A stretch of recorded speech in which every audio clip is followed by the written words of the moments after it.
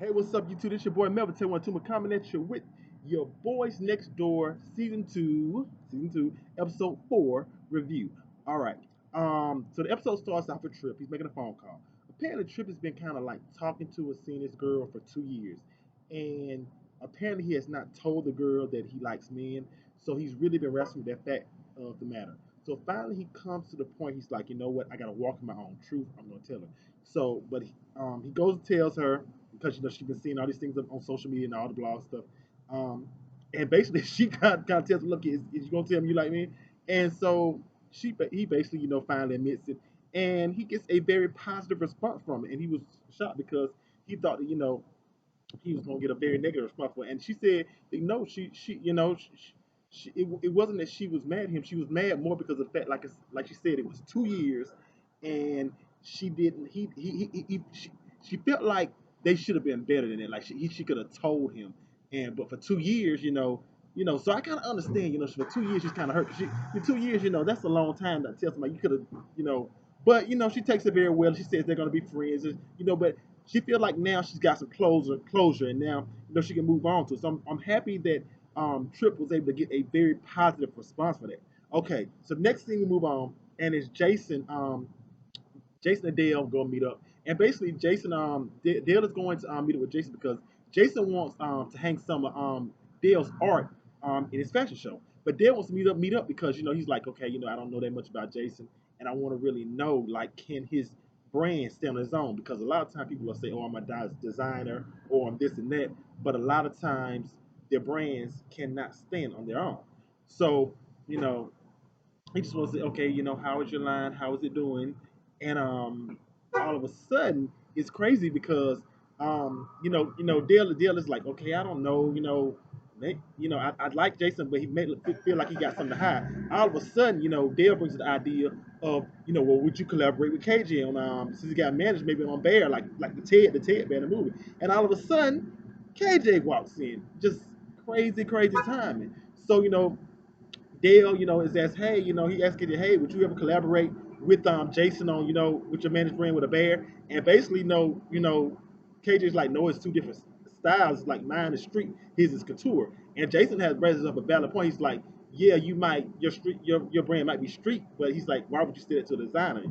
So all of a sudden, Dale, KJ's like, okay, it can't mesh. So they're asking me, he's just curious. To me, he asks a valid question. He's like, why'd you smell managed with, one end?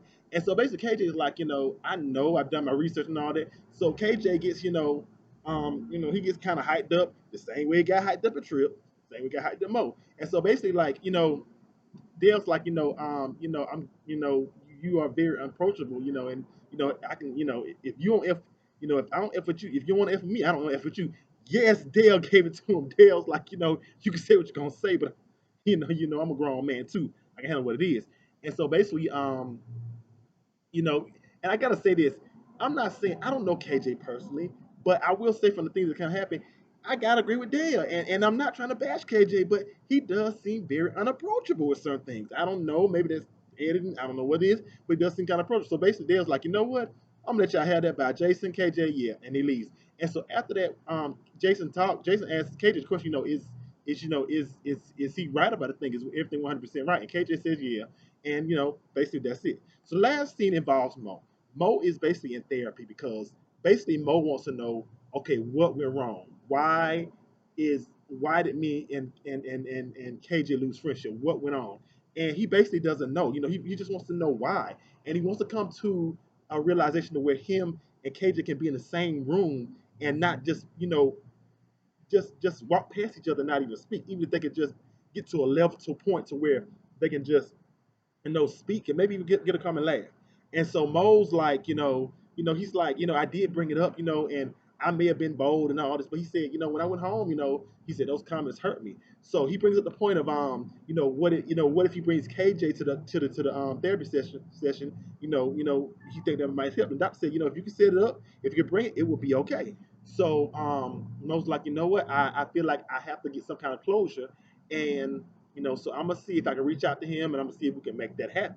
And basically, that's the way the episode ends. I'm sorry this review is not as long, but it's just basically three segments. So I hope they, I hope, I just hope that off script, in real life, I just hope that Mo and KJ can come to some kind of realization.